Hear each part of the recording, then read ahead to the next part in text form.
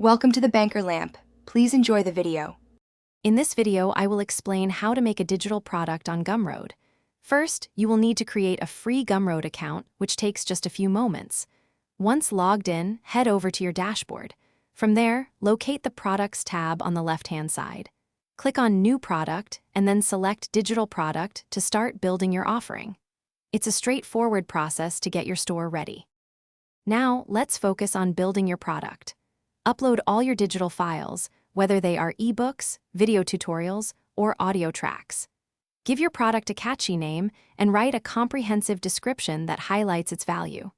Don't forget to include engaging cover images and a distinct thumbnail to attract potential buyers. These visual elements are crucial for making a strong first impression. Next, you'll set your product's price. Think about the value you're providing and choose a fair amount. You can also create different versions or tiers, offering various benefits at different price points. For example, a basic version and a premium version.